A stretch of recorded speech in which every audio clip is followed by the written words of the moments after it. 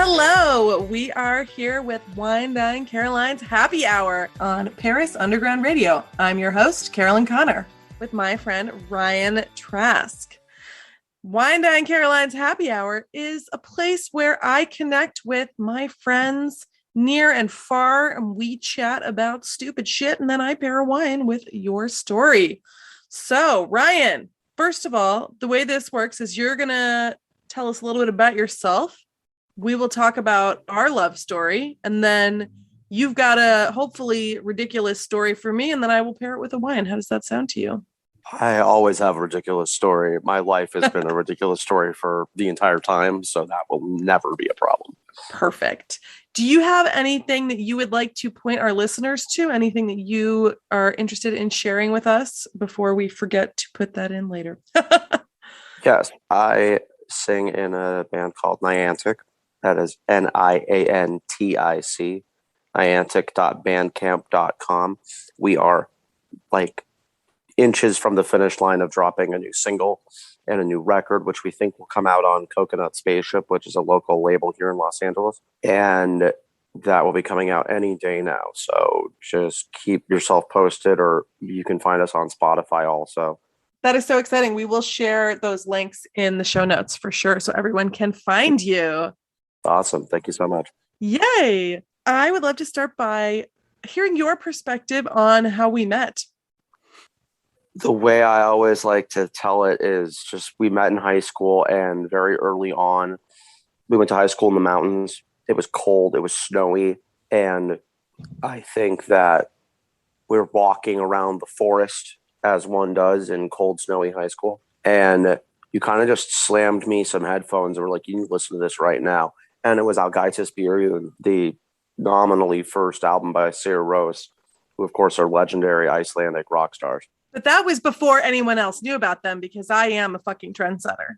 It was like 2001. Like this shit had just happened. It was way early days. Yeah, you had that record before anyone else I knew about it. And then I just couldn't stop thinking about it because it's so meaningful and glacial, and it soars with this just huge elegance. And it also manages to kind of capture that big, like expansive, snowy iciness that records, it turns out, always have. And that was all because you just slammed the headphones on me and were like, you need this right now. It was freaking awesome, dude. That's funny. I don't remember that at all, but I do remember that album, and I remember how different it was to anything. I tell people that story all the time, dude. That's funny. That's funny. That was at Idlewild, where we went to school. I was only there for a year because I actually went to 4 different high schools, but that was 1 year there, and I really didn't work out for me. But we worked out fine. It's just No, it was an interesting time. Yeah, that's funny. You know who I'm really obsessed with right now? And obviously, I mean, I did not discover him, but Lil Nas X, I'm obsessed. Obsessed. Really visionary stuff. Really cool. He's had great tracks. When Old Town Road came out, it samples, of course, Nine Inch Nails, Trent Reznor's solo work. Not Nine Inch Nails, I'm sorry. There are other songs on that EP. We kind of went and did like a dive when that first record came out. And we were like, okay, this dude's writing some mad, like really exciting hooks. And now the new stuff, Montero, everything, like it's so good. It's super refreshing. What I think is so special about him is like he made Old Town Road go viral because he's smart as fuck and he understands the internet. Oh, absolutely. Absolutely. That kid is on another level. I just really hope that I don't know. I hope that he stays like sane and safe and happy, and he doesn't become a like crazy. You don't want him to go down the Kurt Cobain direction. Yeah. I want him to be loved and cared for. I love him. Lil Nas X, if you're listening, come do a wine tasting with me. He's not listening. Lil Nas X, please do a wine tasting with us. That would be so ridiculously epic. I'll come to LA and we can do it. Dude, holy crap. So as I mentioned before, the theme of this podcast is mostly joy and silliness. So I have invited Ryan to tell us a funny and or stupid story, after which I will pair a wine with your story. So why don't you go ahead? Do you have a good story for me? I always have good stories. Where do I begin? We've been recording and mixing 2 records worth of material for most of the year. But I'm going to tell you guys the story about my best friend because this is kind of a bookend. We started recording in March of this year. We went up to Idlewild for a few days because the guy who taught me creative writing at high school, because we went to an artsy high school. Artsy is an understatement. It was an art school. Has a recording studio up there. So in March, we went up there and recorded out of his really epic, like vintage gear, bunch of like 1960s vintage stuff that is just mind blowing to use. We didn't just track it by, throwing some microphones into a computer and saying, let's do this. No, we used amazing shit that we were very fortunate to get to use. And then right after that happened in March, my best friend Mark came out to California. He lives in North Carolina. And at that time, he and I took a trip because I've been telling him for years, we've got to go to, we've gone to a lot of different places in California together. We've traveled a lot around the country.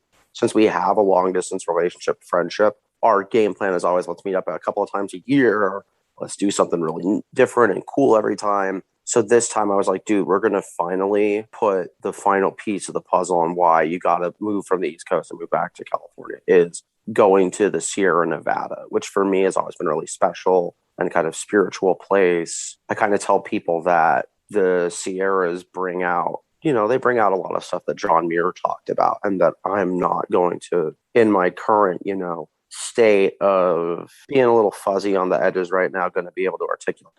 Ryan just woke up. We have time zone realities. Dude, I'm a rock musician, okay? Right? So with that in mind, I kind of was like, dude, I'm going to take you to the Eastern Sierra first. We're going to do the Sierra Nevada. You're going to experience all of this in succession. So we drove up the eastern side. This is like the tail end of March, beginning of April. So you can't drive over the mountains really yet because they're still snowed over. We went to Mammoth the first day. And on the way up to Mammoth, you drive through the desert. We went and did a lot of stuff in Mammoth and then found ourselves at Mammoth Brewing, which is a really legendary new microbrewery up there. They've been around, I think like 10 or 15 years. And of course, Mammoth is incredibly scenic. And it was kind of just about placing yourself in the journey of getting to Mammoth and getting to the Sierras.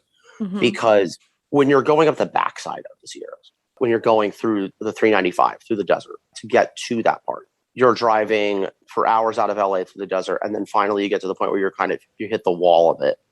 And then you basically just parallel the easternmost ridge of the Sierra, which of course gets to like 15,000 feet. This is also where Los Angeles steals most of their water. Oh, great. Is that eastern ridge. On the right-hand side of you, because that's all on the left-hand side driving north. On the right-hand side of you is the Panamint Range, which is the westernmost, if you will, defining feature of Death Valley and Death Valley National Park. So you're driving through the Owens Valley, which is 100 miles long and basically 10,000 feet deep. So I just think it has this really, really very Lord of the Rings-esque level. Spooky. It's awesome. No, it's big and expansive and beautiful and has these beautiful sights of being surrounded by mountains on both sides. But for 100 miles, it does have that Lord of the Rings feel and you just go straight through it. It's really, really breathtaking. And I had worried beforehand that I had hyped it up too much and that I had been like, this is so epic, so epic, so epic for years. And we get there and I feel like just because we're both really emotional people, it really resonated in a way that I think actually lived up to the hype because it's just so huge and it can be emotionally like overwhelming to see these mountains that you're driving past for hundreds of miles. And that kind of being in a way like life-changing because like we spent a lot of time in nature, mm-hmm. But this was much more in your face about it. I hear you. That's why I live here. I can see Mont Blanc from the top of my hill. Like I'm an Alps girl. No shit. Yeah, shit. Because I love all of your like snowy Alps pictures because that's my jam. Yeah. That's my jam. Mountain people. I think there's mountain people and beach people. I am a mountain person. Don't make me. I love the beach. Okay, you're both. You can be both and. I don't know. I'm too pasty for the beach. I'll go to the beach for like a week and that's fine. And that's like once a year, I go to the beach for a week. I'm good. But the mountains like sing to my heart, I didn't know it was possible for somewhere to calm me down. And whenever I go to the Sierras, I feel observably different. Oh, wow. And honestly, coming to terms with that, because I have a lot of energy. I'm a very high energy person. coming to terms with that was also kind of almost difficult. It was a journey all on its own, because what do you mean I don't have to be high strung? What do you mean I don't have to have the most energy? What is happening? Why is this happening? You got to breathe. Feeling that, like, yeah, oh. I know that feeling. I was really, really uncertain about it for the first, like, I want to say 4 minutes, but it was obviously, it was a process. And learning how to have that gear where I can just shut down and just be chill was really, really, really inspiring. It took a lot to get to that point. That's not a speed that you and I tend to operate at. We're both definitely ADD, I would say. Or do we still say ADHD, perhaps? Whichever letters of the alphabet we choose to use, I think they all pretty much apply here. We got all of them. Oh, yeah. And it's fun as hell. I have a blast. I sing in a band. I have a great job. I don't care. This is the thing. I think the thing about being neurodivergent, which I certainly consider myself to be, is like back when we were kids, it was like a bad thing. And now it's like, actually, it's what makes you awesome, you know? Right. It's the secret sauce. Yeah. No question, dude. Absolutely. It is awesome. And now a word from our sponsors. While walking the streets of Paris, do curious details ever catch your eye? The city has a myriad of lieux cachés, or hidden places, and we uncover the most intriguing ones on the Paris Cachet podcast. If you're keen to explore Paris on a deeper level, then join Paris Cachet host Lily Heisey and a cast of zany historical figures from queens to angry mobs as we traverse the city and the centuries on our quest to discover the surprising stories behind these lieux cachés. The Paris Cachet podcast is available every other Sunday on Paris Underground Radio. Visit parisundergroundradio.com/Paris Cachet to listen and subscribe. Welcome back to Wine Dine Caroline's Happy Hour. Okay, so you're in the Sierras. You just get there. Yeah. My best friend is amazing. I came up like doing like not punk rock, but just like my whole like aesthetic was going to be like throw it together, DIY, punk rock. Like that's how I came to like write songs and the kind of musician that I am. And I just try to write really good songs and stick my neck out that way. Mark is the total opposite. And he's the total opposite of me, who has a lot of like outgoing. Yeah, let's rage. Let's do shit. Our best friendship for the last 20 years has been this yin yang, because Mark is quiet, is not a lot of hair. He is gay. He's a classical guitar composing genius. We are the total opposite. So when we are in each other's space, there is this constant yin yang. There's this constant chemistry and balance of like, okay, we're going to do stuff that's really high octane. That's really good for both of us.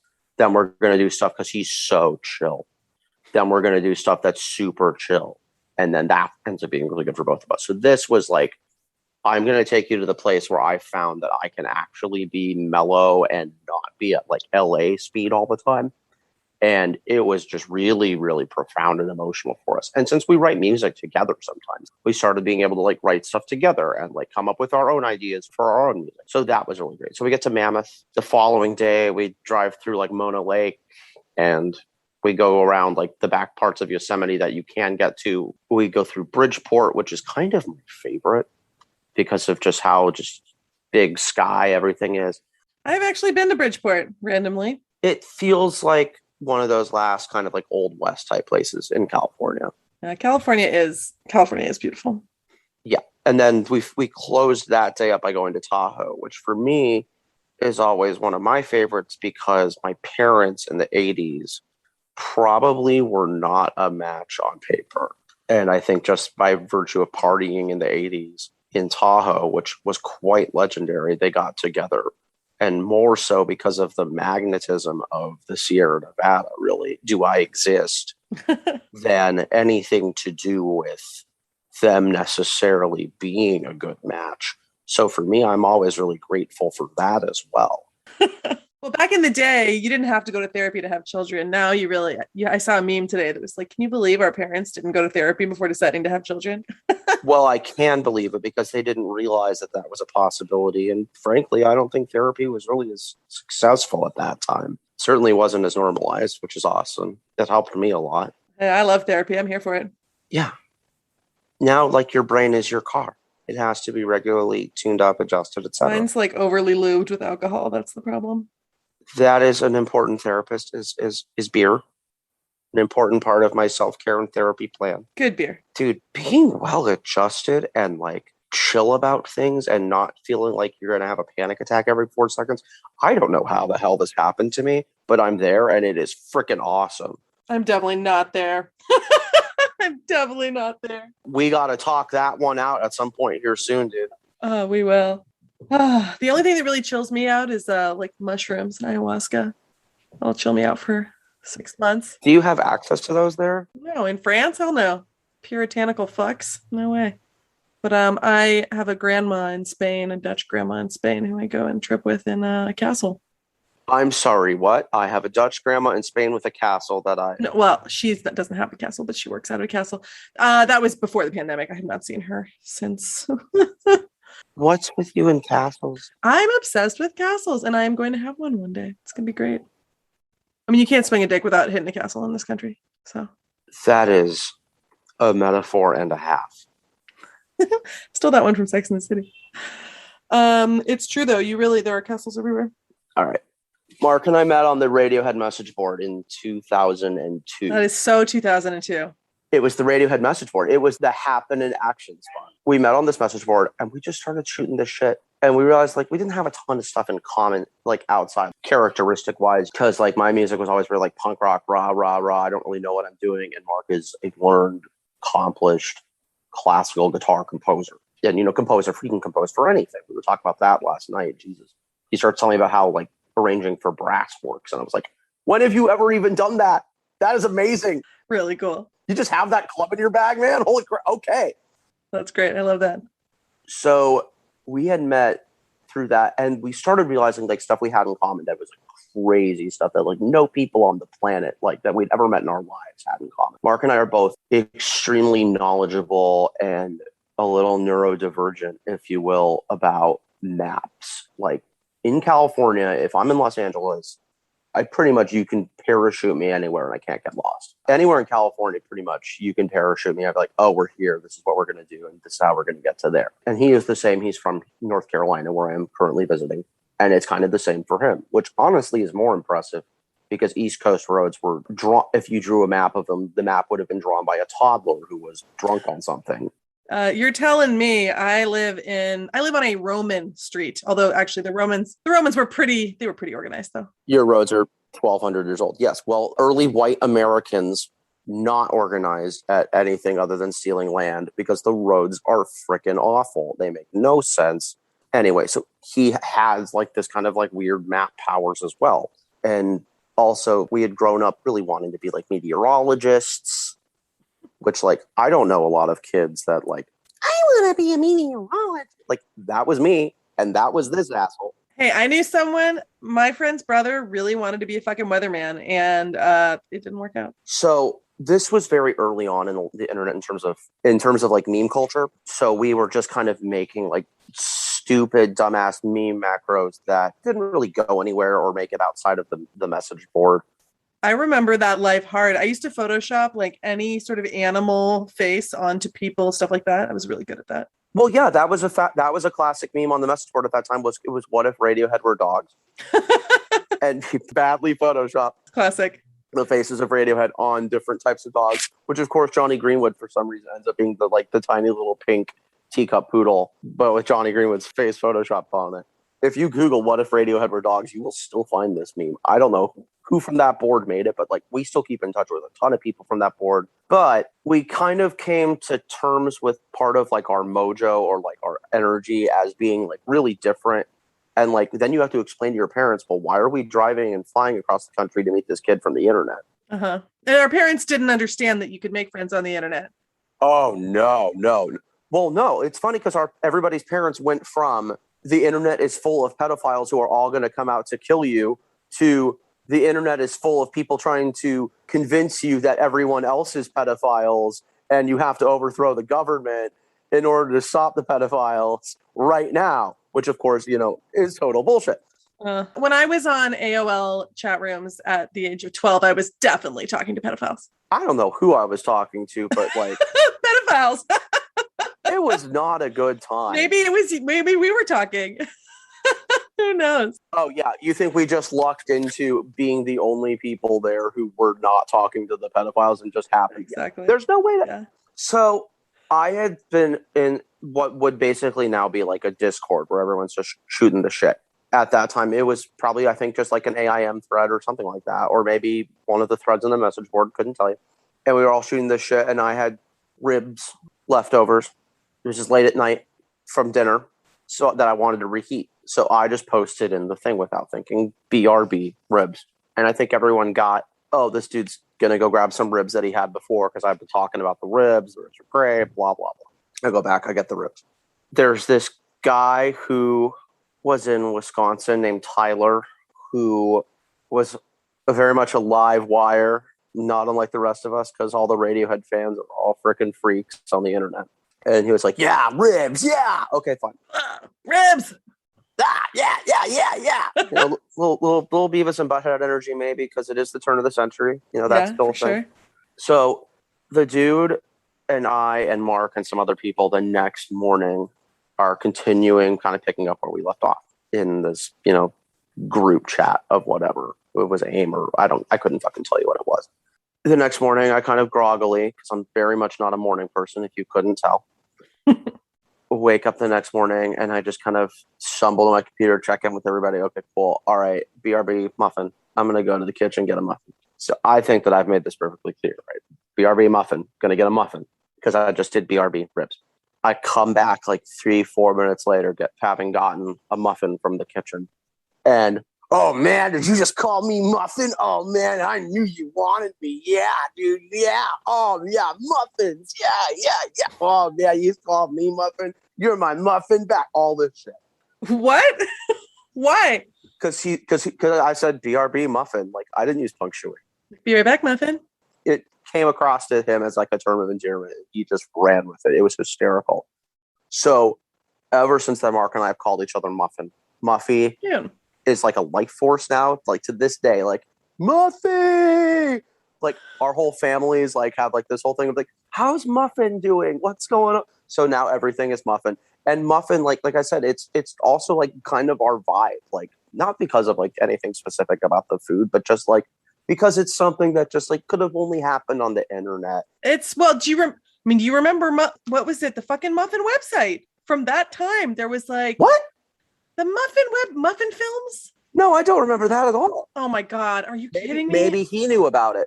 It was like, do you want a muffin? And then there was like a blueberry muffin. I knew nothing about this. The final thing that dude did that was also like, that sparked the muffin thing, but he also did is that he got really drunk in the same like video chat.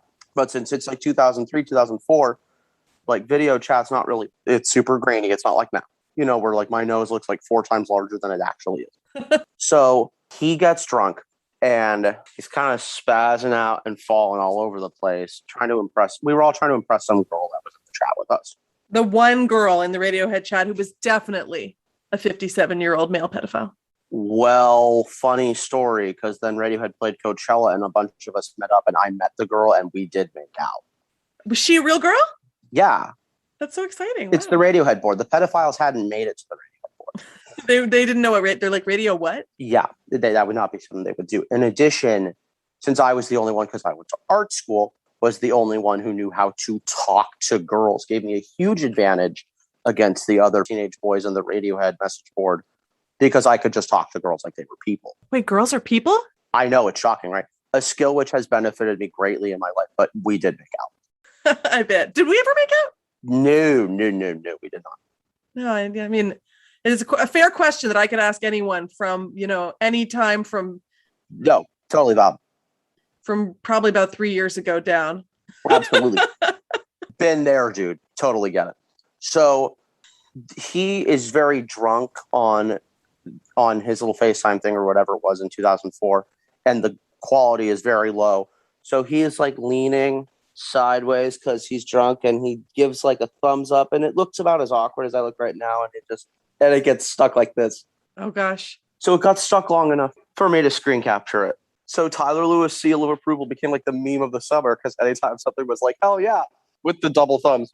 Listeners who are not going to see that, it's like a double thumb, like V leaning sideways. Oh yeah, I'm leaning sideways and I've got my thumbs like, I've got two thumbs up, but I've scrunched them really close together and I'm leaning like 45 degrees and making like a shit-eating grin. So like a shit-eating grin. But that's how his video got stuck. And it's just, and he's got this horrible face on of just like big dumb grin because he's plastered and he doesn't remember any of it. This is like, I don't know if you ever knew the message board B3TA. No, I did not. Beta, that was my message board when I was like 16. And I that's like all I did was sit on my computer and Photoshop owls onto human bodies and like post in this weird fucking group. See, what if Radiohead were owls? Yeah, exactly. That would be cool. So that's my funny story is that we've been juicing this meme now for 20 years because to this day we'll say like, yep, seal of approval. And just I think that like our generation created memes. Like we're, I'm 34, 1987. So we were like stupid teenagers, especially in California, because we had computers before everybody else did. And we got to keep Wine Dine Caroline's happy hour lubricated. So a word from our sponsors. If I ask you what it's like to be a Parisian writer, what do you imagine? Drinking noisette after noisette in a noisy cafe? Jotting down lines in your bedside journal while your lover fetches you fresh croissant? Stumbling down the streets overflowing with prose and red wine like Hemingway? Well, now's your chance to find out. My name is Jennifer Garrity, and I'm host of the Storytime in Paris podcast. In each episode, I chat with a writer with a French connection. The twist? The questions come from you, the writer's biggest fans and followers. Then our beloved writers will read us an excerpt from their books.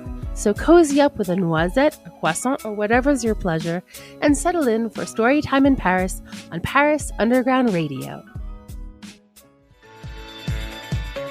Welcome back to Wine Dine Caroline's Happy Hour. I don't know how to like pair wine. I mean, I feel like I want to pair wine with internet or like memes from that time, or I could pair wine that goes with muffins and ribs. Muffins and ribs. Let's do muffins and ribs. And ribs, okay. Like in our families, in the history of 20 years, has become like a thing that mom and my aunts or sisters, everyone loves Mark. Healing is a real thing where everyone's like, how is Muffy doing? First, like for his family, etc. Like it's a whole thing now. So there is like a mojo about it. So let's go with that because things that pair with muffins and ribs, which of course have nothing in common. Muffins for me, I think of blueberry muffins because that's what is very classic, is my favorite. So I was like, okay. Probably was a blueberry muffin. How do you not remember muffin films? We're putting that in the show notes. I found it and it does still exist. Muffin films? Muffin films. Yeah, it was like a weird, this is seriously from exactly that time, like a weird little series of videos that was like on a website and it was muffin films. It was like, hey kid, you want a muffin? It was super weird. That's amazing. But they now it's still there. So I will send you the link after this if you can watch them. Hell yeah. We will watch the crap out of that. Listeners, if you remember muffin films, rate and review and subscribe to this podcast. I okay. like that you slipped it in there. Well done. I know, right? I gotta do better on That's that one. pro. So That's pro. I was thinking blueberries. Okay, what wine has kind of like a blueberry aromatics thing going on? And then I was thinking what's good with ribs, and now I really want ribs. I actually did cook yesterday a like slow cooked pork dish with a lot of thyme, and I put like cherries in. I saw that on Instagram and I lost my shit. I was like, he's doing it again. That was amazing. I saw that you got the time like stupid fresh. Oh, dude, I was so jealous. It was really good. I still have a lot of it because the butcher. So in France, it's August right now, and so everyone goes on vacances and they take the entire month of August off. Is it only August in France? Because I don't know what it is here in America. It is August second today. No, but in America, you work all the time. In France, they never work. So in August, people legitimately take, my butcher's taking 3 weeks off, 3 full weeks off where they're closed. So I went in and I was like, I didn't have what I wanted. I wanted like a pork shoulder. And I was like, I just want some pork that I can cook for a really long time. And he was like, what about these steaks? I was like, oh, okay. He's like, how many do you want? I was like, he's like, do you want them all? It's like, not really. He's like, why don't you take them all? It's like, he's like, yeah, just have them all. I was like, because he's got to get rid of them. okay. So I took a while.